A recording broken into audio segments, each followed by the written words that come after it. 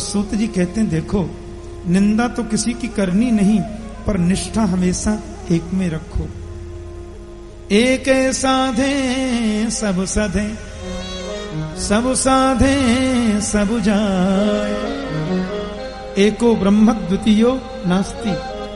एक में निष्ठा हमारी पूर्ण होनी चाहिए और एक निष्ठ भक्ति ही सर्वोत्तम भक्ति मानी जाती है। इसलिए निष्ठा तो एक में करो, पर निंदा किसी की नहीं। अब मान लो हम तो कन्हैया को पूजते हैं, हम तो गोपाल के चरणों में प्रेम करते हैं, तो क्या वैष्णो देवी हमें नहीं जाना चाहिए? अरे जरूर जाओ, माता वैष्णो देवी का भी दर्शन करो और वैष्णो देवी का दर्शन करके बोलो, माँ तुम बड़ी करुणामयी है, ऐसी बुद्धि मेरी बना दो कि गोविंद के चरणों में 24 घंटे लगी रहे। बोलो जय श्री कृष्ण।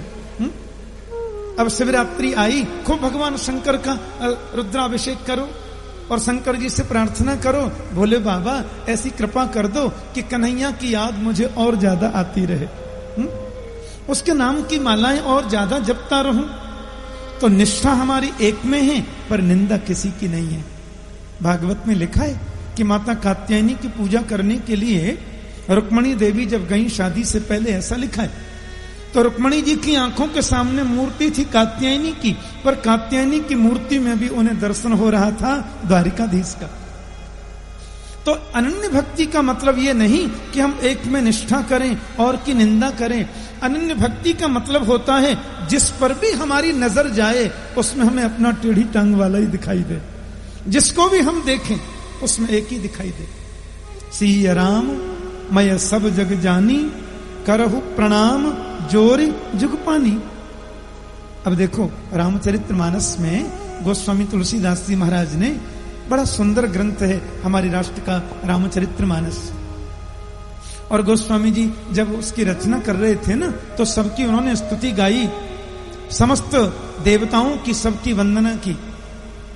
जल चर थल चर नव चर नाना, जे जड़ चेतन जीव जहाना, सबकी वंदना की है। रामायण में हम लोग सब पढ़ते हैं। शंकर जी की वंदना, भैरव जी की वंदना, माता जी की वंदना, ब्रह्मा जी की वंदना, गुरु जी की वंदना, ब्राह्मणों की वंदना है, सुनो भूतों की वंदना, प्रेतों की वंदना, जेवकतरों की वंदना, रामायण में लिखा है। चोरों की वंदना, निंदा करने वालों की वंदना।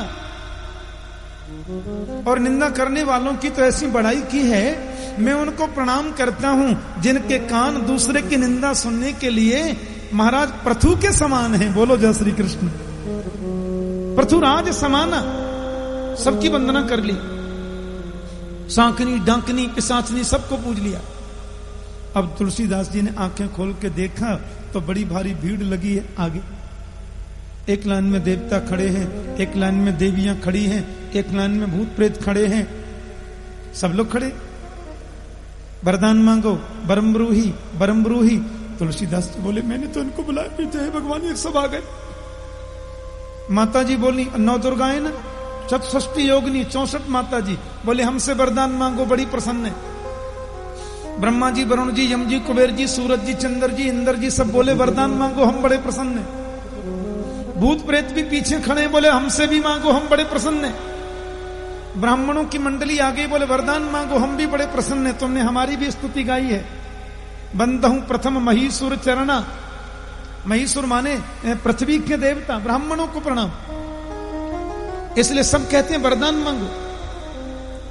गोस्वामी तुलसीदास जी ने हाथ जोड़कर सबसे कहा, जितने भी मां लाखों खड़े थे, एक ही बात कही, बोले महाराज आप सब लोग यदि प्रसन्न होकर के मुझे देना चाहते हैं तो सब मिलकर एक ही वर दे दो। क्या कि मांगत तुलसी दास कर जोरे, बसहु राम सिय मानस मोरे।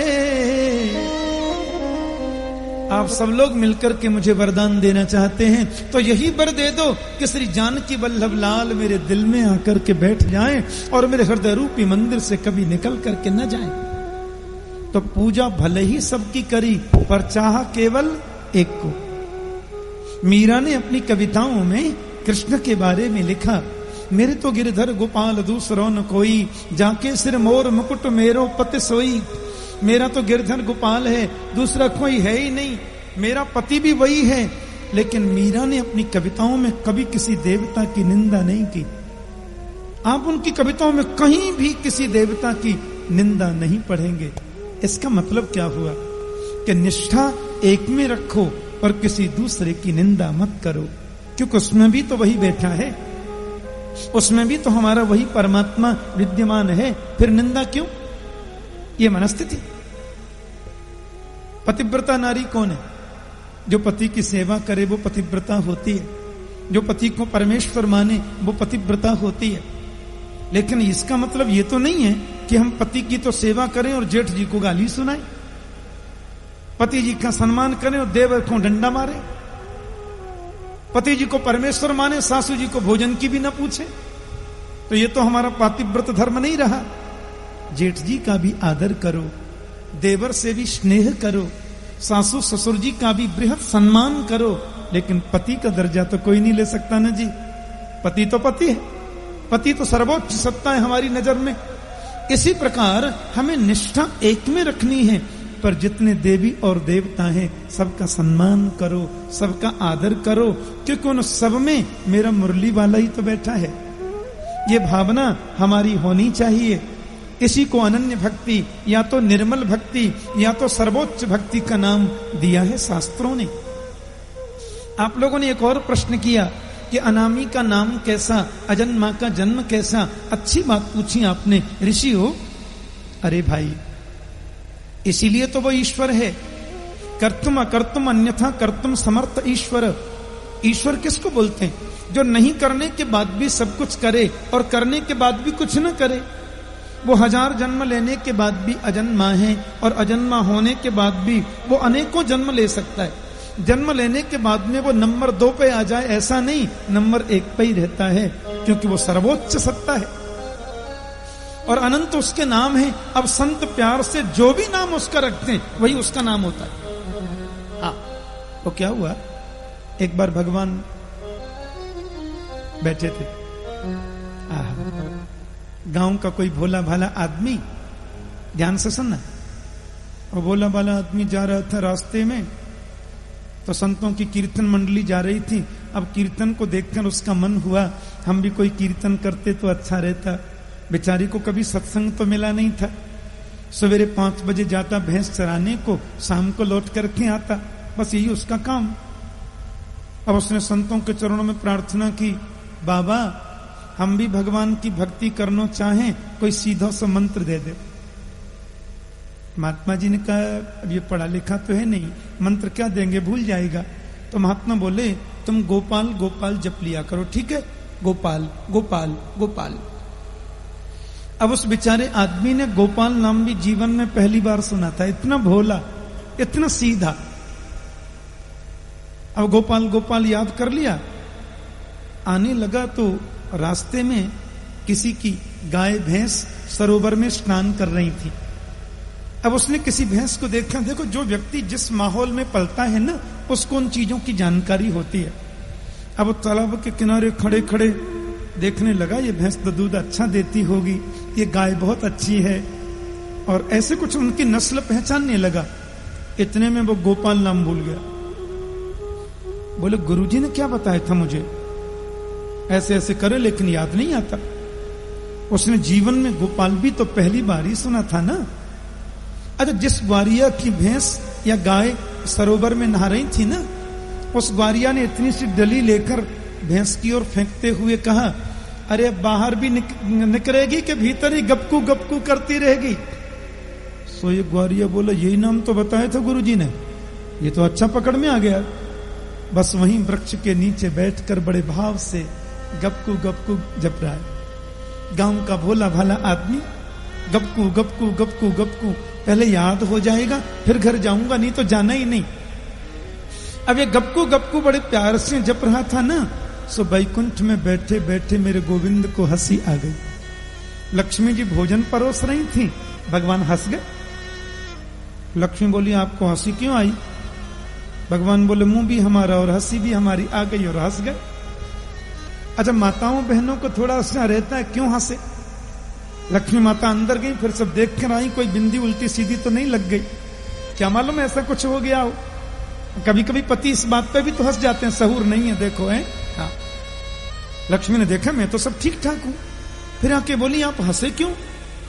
अरे बोला ना देवी, ऐसे ही आ गई हंसी।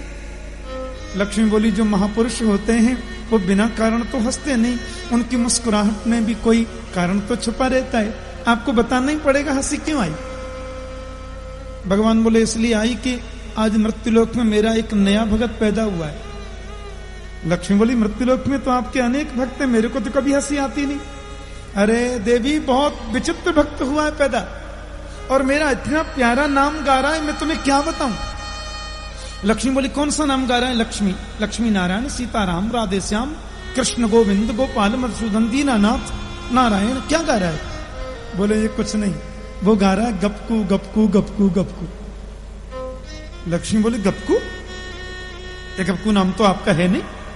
अब माता जी ने विष्णु सहस्त्र नाम खोल के देखा, उसमें गपकू था ही नहीं।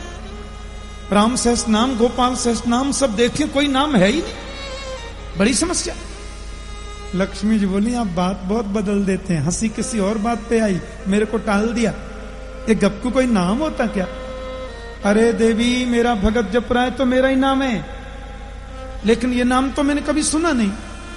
मतलब ये कि थोड़ी बात ज्यादा बढ़ गई, और भगवान बोले अच्छा आपको विश्वास नहीं है, चलो भगत से ही पूछ लेते हैं, तब तो मानेंगे आप। माता जी आ गई प्रभु के साथ। भगवान एक वृक्ष के नीचे बैठ गए, क्यों। बोले वो देखो सामने बबूल के नीचे बैठा है ना। बोले हाँ, वही जप रहा है गपकू गपकू गपकू गपकू, पूछ लो किसका नाम है। माता जी आ गए तो देखा महाराज वो गुरुजी से माला मिली थी ना, उसी माला पे जप रहा है, आंख बंद मेरुदंड सीधा पालती लगा के बैठा है, गपकू गपकू गपकू गपकू गपकू गपकू। माता जी ने बड़े प्यार से पूछा भगत जी किसका नाम जपते हो।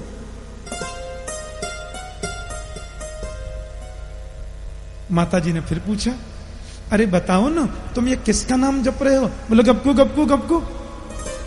उसने सोचा पहले तो भैंस ने बुला दिया, पता नहीं दूसरे कौन आ गई, जैसे तैसे नाम पकड़ में आया है, फिर भूल जाऊंगा तो मुश्किल हो जाएगी, गपकू। अब माता जी तो फिर बैठ गई सामने, अरे बताओ ना तुम ये किसका नाम जप रहे। बोले गपकू गपकू, डिस्टर्ब मत करो जाओ। माता जी भी बैठ के बोले नहीं नहीं तुम्हें बताना ही पड़ेगा किसका नाम जप रहे हो। वो बार बार ऐसे करता है, वे कहती नहीं बताओ किसका नाम जप रहे हो। उसको आई बड़ी जोर की गुस्सा, आंख खोलकर बोला तुम्हारी खसम का नाम जप रहे हैं और किसका जपेंगे, परेशान करती हो सवेरे से, खसम का जप रहे हैं। कहा तो था गुस्सा में, पर बात तो क्लियर हो गई। लक्ष्मी माता नीचे सिर करके लौट के आई। भगवान बोले किसका नाम जप रहा था। बोले आपका ही था। हमारी ब्रजभाषा में खसम कहें पतिदेव को, और उनके पति तो नारायण हो गए। लक्ष्मी माता ने कहा वो सब तो ठीक है, आपका ही नाम है, उसने क्लियर कर दिया, लेकिन गपकू तो मैंने कभी सुना नहीं।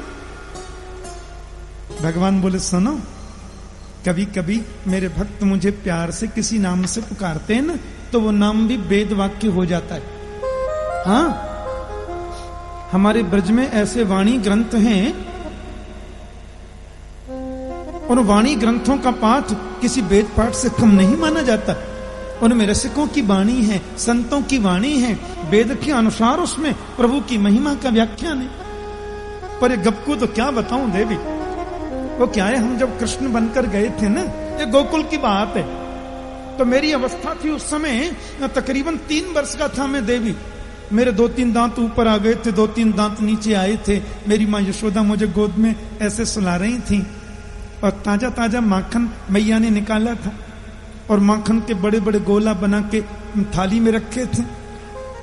अब मैं हंसकर जब अपने दांत दिखाने लगा तो माँ को बहुत अच्छा लगा।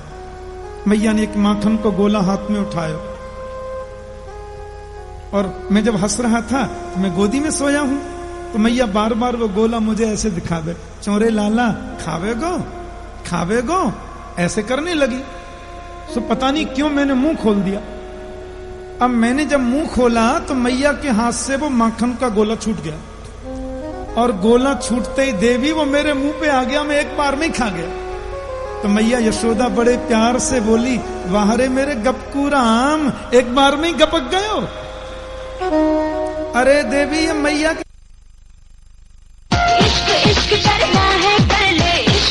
अवतार है, 12 अवतार।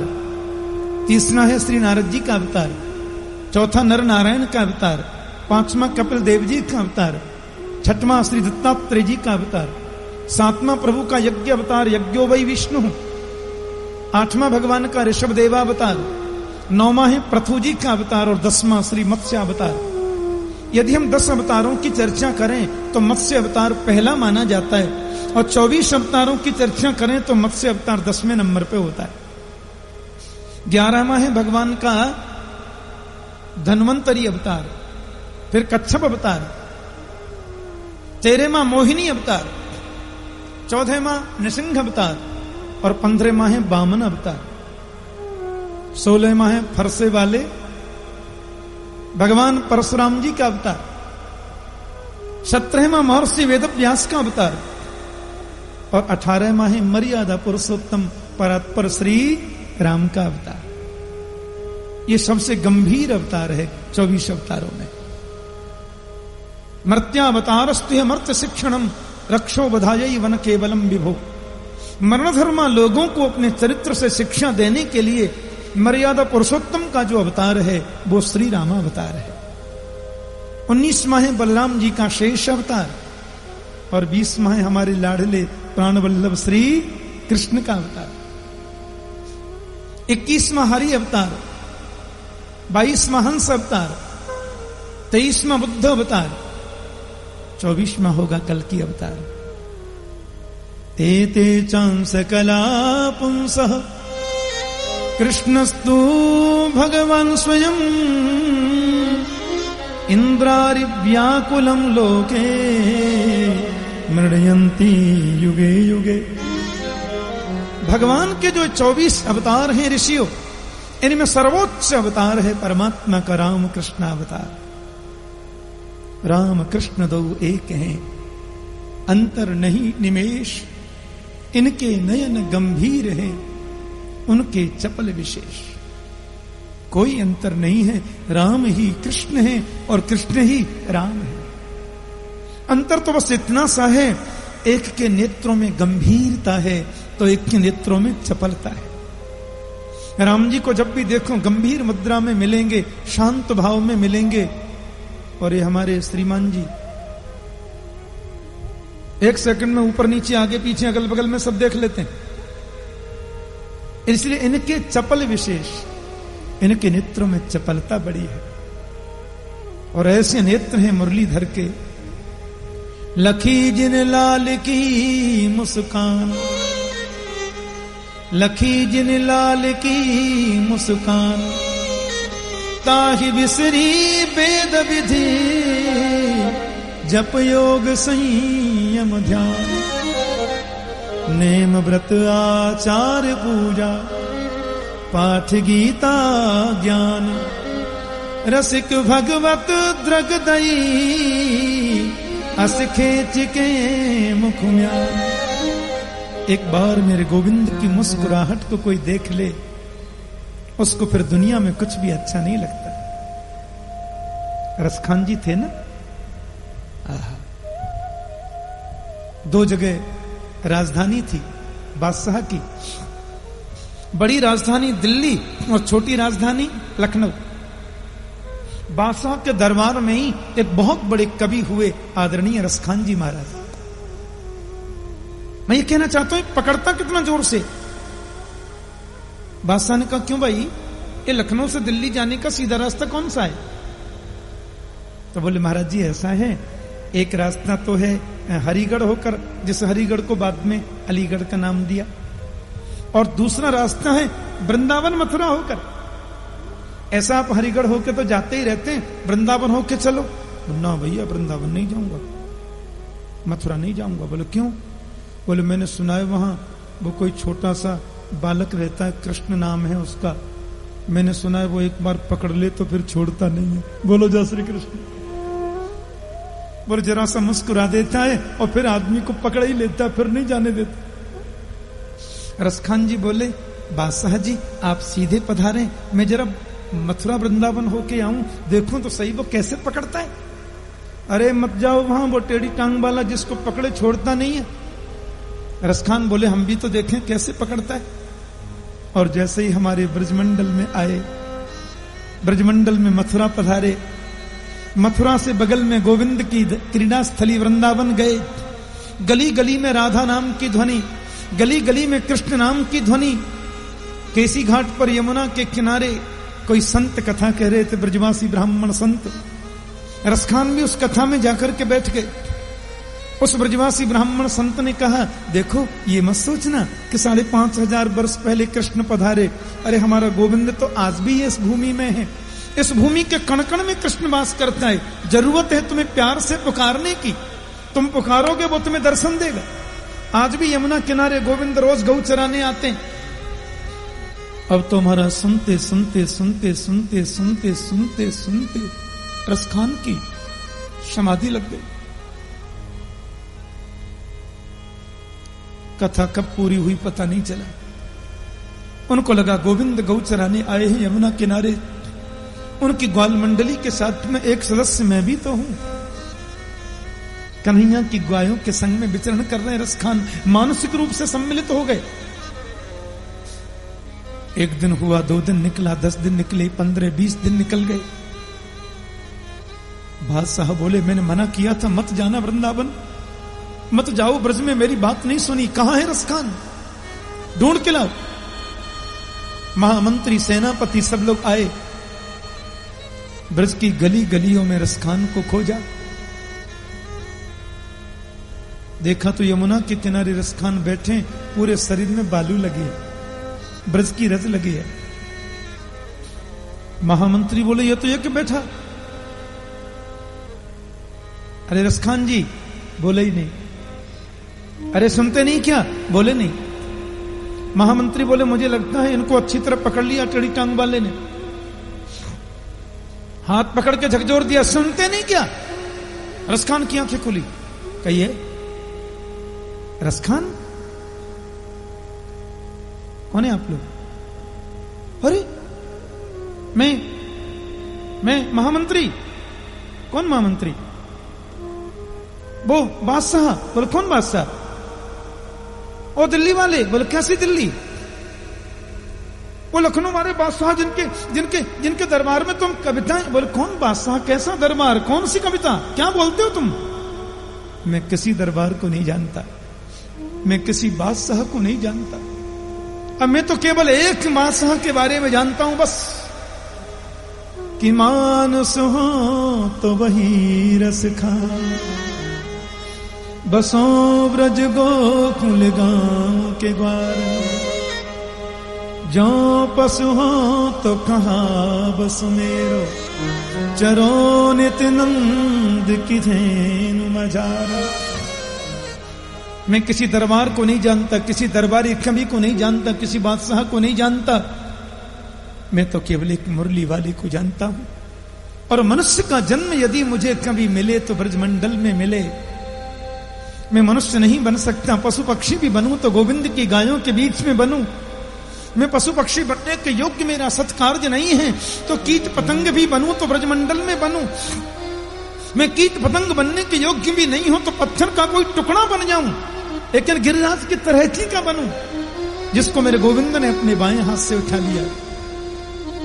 क्या रखा यहां पे, पड़े हो मिट्टी में, कालीन बिछती थी तुम्हारे पैरों के नीचे, कितना पुरस्कार मिलता था तुम्हें, कितने तुम्हारा सम्मान होता था दरबार में। पड़े हो यहां बालू में, मिट्टी में, क्या मिलेगा तुम्हें। रसखान बोले तुम नहीं समझ सकते कि लकुटी अरु कामरिया पर राजित हूं पुरखो तजडारो, आठों सिद्ध नवो निधि को सुखनंद की गाय चराई बिसारो। क्या कहूं तुमसे, मेरे गोविंद की तिरछी चितवन, उसकी लकुटी और खमरिया के ऊपर मैं दिल्ली का राज्य तो क्या, त्रिलोकी का राज्य उसके ऊपर वार करके त्याग सकता हूं। पर जीवन में अब 1 मिनट भी ब्रजमंडल छोड़कर नहीं जा सकता। बोलो जय श्री कृष्ण। परसखान कभी गए नहीं जीवन में, ऐसा पकड़ता है ये मुरलीधर। एक बार जो इसका हो गया वो दुनिया के काम का तो नहीं रहता, ये तो कन्फर्म है। हाँ, वो दुनिया के मतलब का नहीं है, फिर गए काम से। ऐसा पकड़ता है मुरलीधर। तो राम कृष्ण दो एक है, अंतर नहीं निमेष, इनके नयन गंभीर हैं, उनके चपल विशेष। राम के नेत्रों में गांभीर्य है तो कृष्ण के नेत्रों में चपलता है, अंतर कुछ नहीं है, दोनों एक ही तत्व है। और महर्षि वेदव्यास ने श्रीमद् भागवत जी की जो रचना की, उस रचना का उनका मूल उद्देश्य यही तो था कि तस्मात् केनाप्युपायेन मनः कृष्णे निवेशयेत, किसी भी उपाय से जीव का मन गोविंद के चरणों में लग जाए। और यही इसका सार है। हमारे यहां वेदांत है ना, वेदांत को उपनिषद बोलते हैं। उपनिषद, और उपनिषद में वर्णन आता है। एक उपनिषद है कलि संतरणोपनिषद। तो कलि संतरणोपनिषद में लिखा है कि एक बार समस्त देवता ब्रह्मा जी के पास में गए और कहा, महाराज कली में कौन सा उपाय है मोक्ष का, सरलतम, सहजतम और सर्वोत्तम जो है वो आप कृपया बताएं। उन्होंने, ब्रह्मा जी ने कहा, देखो उपाय तो बहुत से हैं, पर सबसे उत्तम और श्रेष्ठतम जो उपाय मैं समझता हूं वो है केवल एक ही महामंत्र, हरे राम राम राम हरे हरे, हरे कृष्ण कृष्ण कृष्ण हरे हरे। अब हमारे चैतन्य महाप्रभु आदि मनीषी संतों ने सोचा, यदि हरे राम पहले बोलेंगे, ध्यान से सुनना, हरे राम पहले बोला जाए तो ये वेद का मंत्र हो जाता है, उपनिषद का मंत्र है भाई, वेदांत का मंत्र है। और हरे कृष्ण यदि बोले तो ये नाम महामंत्र हो जाता है। इसलिए उन्होंने आदेश किया, हरे कृष्ण पहले लगाकर इसको नाम महामंत्र बोल सकते हैं, और उसमें कोई नियम नहीं होता। खाते पीते सोते हंसते नाचते गाते हर परिस्थिति में इस नाम को गा सकते हैं। तो आइए बड़ी श्रद्धा और भावना से 2 मिनट थोड़ा प्रेम से गा लें, है ना। मेरे पीछे पीछे गाइए, ये महामंत्र है कलयुग का सर्वोत्तम।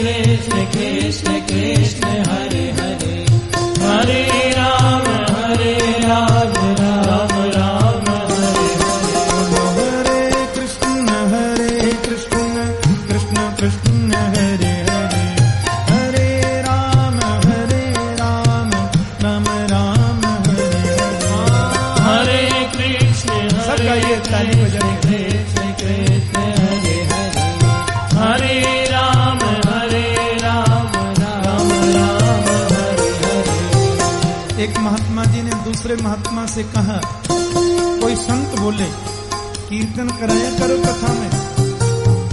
तो महात्मा बोले, कीर्तन से फायदा क्या है, खामखा कथा की लड़ी टूट जाती है, कथा की लड़ी टूट जाती है, कीर्तन से लाभ क्या। महात्मा बोले, नहीं, जो लोग ताली बजा के कीर्तन बोलते हैं ना, उनके हृदय के पाप निकल जाते। तो संत बोले, ये तो और गड़बड़ हो गया सब। अब जो चीज निकल करके जाती है उसको रहने को तो कोई जगह चाहिए। अब मान लो हृदय के पाप निकल गए तो उनको रहने को जगह कहाँ है? बोलो जो ताली बजा के कीर्तन गाते हैं ना जी, उनके हृदय के पाप निकल के उनके सिर पे जाके बैठ जाते हैं जो कीर्तन नहीं गाते। बोलो जय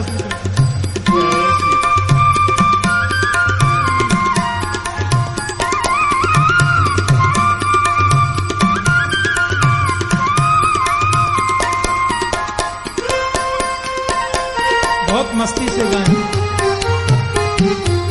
हृदय के पाप निकालने तो भाव से गाइए, सिर को बिठाने बिल्कुल मत गाइए, मेरा क्या जाता है। हरे कृष्ण कृष्ण कृष्ण हरे